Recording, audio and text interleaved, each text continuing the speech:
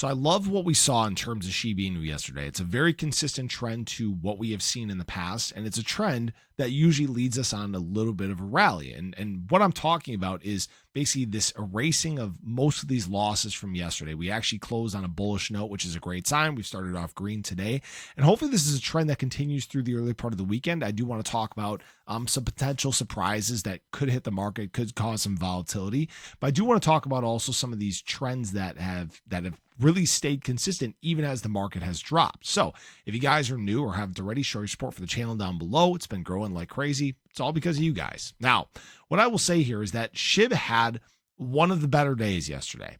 And what I mean by that is many assets in the space, they dropped and they just stayed flat and didn't make much in terms of changes over the day. But SHIB was actually doing a pretty good job of climbing throughout most of the day, even through the night. Now, the last several hours here have been pretty flat, but SHIB tends to set itself up pretty well here for potential rallies. We have seen these wicks down before turn into actually pivots and rallies, wick, pivot, rally, right? And it's a question of, how long does the rally go for? How big of a bounce back do we get in terms of SHIB?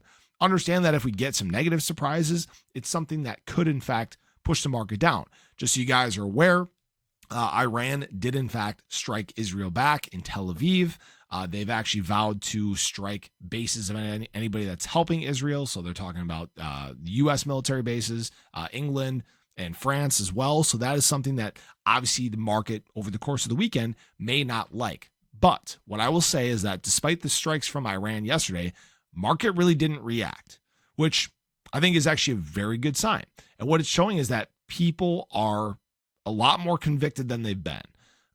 And that's good. It seems like people are a lot more reactionary to tariff news, or a lot more reactionary to economic news.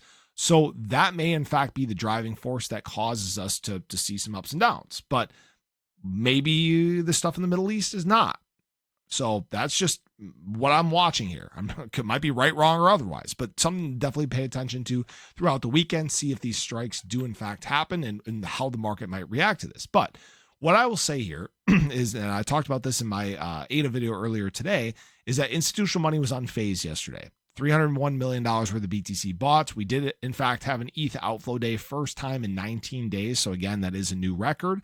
But for the most part, again, the big players in the space, unfazed. BlackRock did not do any unloading. That is a very good sign. And for SHIB to show these levels of conviction while, ETH is actually printing red and dropping towards the bottom of its trend, I would say is a very promising thing to see. Now, what I will say is BTC dominance kind of floating right around that comfortable range. Would love to see a nice pivot and drop and try potential correction down here. That would be great. And what we're seeing potentially take place in terms of gold is actually a triple top. So that could be very, very bullish for the markets.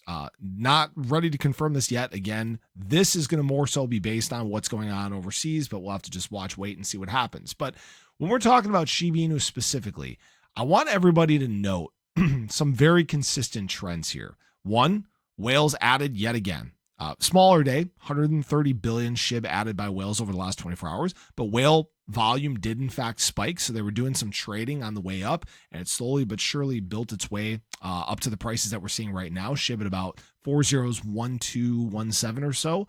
But I think the very consistent trend to note is just this hoarding of supply. And the reasons why I talk about these things so often is I want everybody to pay attention to these trends. I don't want these to get lost in the noise, because the trends are your friend.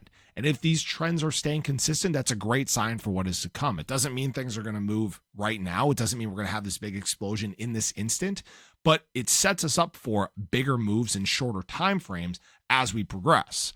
And what we saw just over the last 24 hours, guys, was about 700 billion SHIB removed from exchanges yet again. So what you're seeing is people actively buying the dip, actively defending price. This is one, the reason why SHIB has done a very good job of setting some higher floors, but two, it's also the reason that SHIB hasn't tipped back to adding a zero back. All right.